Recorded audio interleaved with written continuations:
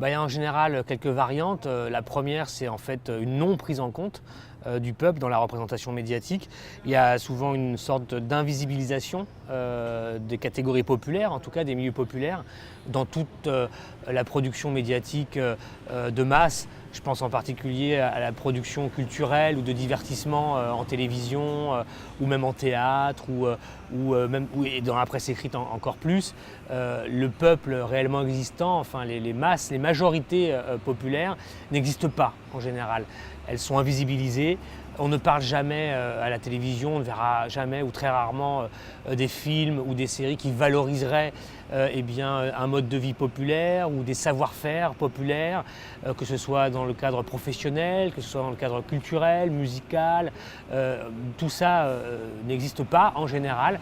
Et lorsque ça existe, dans ce cas-là, on est souvent sur des registres de ringardisation, c'est-à-dire en fait de caricatures négatives qui renvoient une image cliché de tout ce que peut, tous les clichés possibles du point de vue en général bourgeois de la vie populaire, c'est-à-dire une vie faite de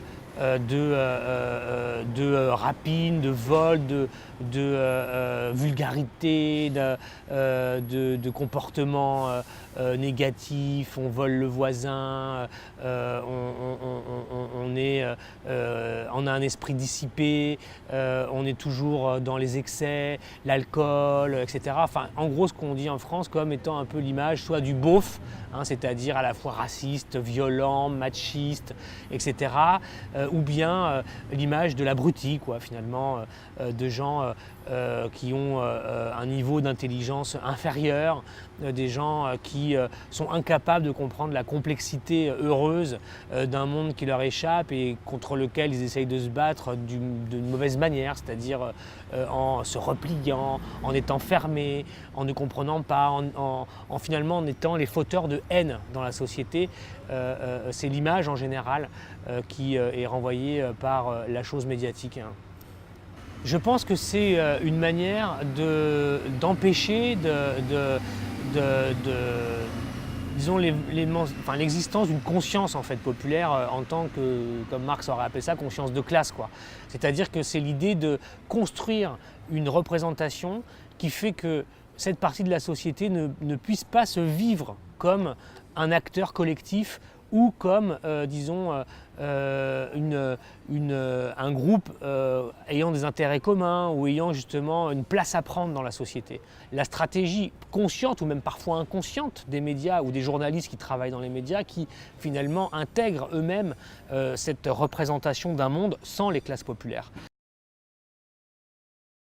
Les médias agissent comme un vrai parti politique dans la société.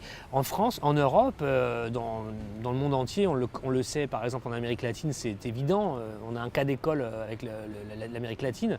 Les médias sont un parti politique en général. C'est même eux qui, donnent le là de l'arène politique dans les pays.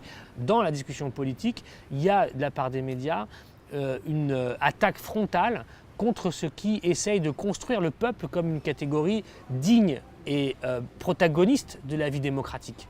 Ça, c'est un exemple.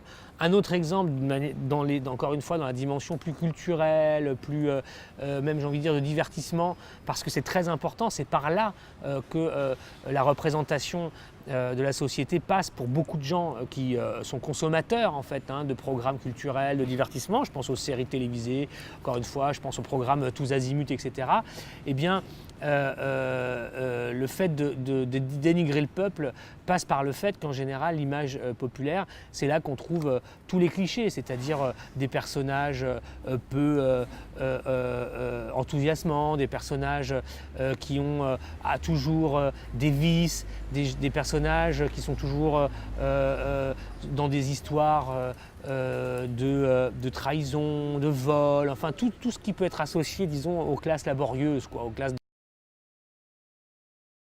Malgré le déchaînement des campagnes médiatiques, malgré la grande alliance, la sainte alliance qui existait entre l'appareil médiatique, la classe politique française de droite et de gauche réunie, social-démocrate en particulier, et tous les intellectuels ou une grande partie de l'intellectualité française, malgré tout, leur alliance, elle a explosé parce qu'il y a eu une vague populaire qui a, malgré tout cela, fait le choix conscient, éclairé et informé, justement, des dangers que comportait le projet qu'on voulait leur imposer.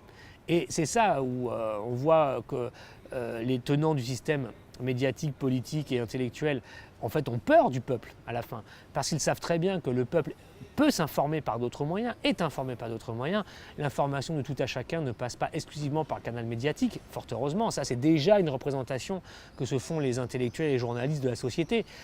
Les individus et les gens qui composent les classes populaires sont informés sur le monde parce qu'ils en vivent les conséquences matérielles et concrètes au jour le jour dans leur vécu social. Le vécu social est une information, est une manière dont l'individu se frotte et se confronte à la réalité de ce monde complexe qu'il n'est pas censé comprendre. Très concrètement, quelqu'un qui voit dans sa ville ou son village fermer un bureau de poste ou se concentrer dans le tabac des services qui avant étaient donnés par ailleurs par d'autres services publics, ou qui voit concrètement la logique d'une délocalisation à l'œuvre chez lui ou à côté et qui impacte la vie de son cousin, de sa tante, de son frère, de sa sœur et de sa belle-sœur, tout ça participe d'une formation de l'information. Les gens s'informent par le fait social. Et ça, c'est quelque chose qui échappe et qui échappera toujours aux médias. Donc de ce point de vue-là, les médias sont des colosses au pied d'argile. Le médium, c'est nous, c'est vous, c'est tous ceux qui vont regarder et qui vont être intéressés à cela. Ils ont une responsabilité parce que c'est eux qu'on voit et c'est eux qui peuvent faire en sorte qu'on les voit. Donc chacun est appelé à être acteur de ce type de projet.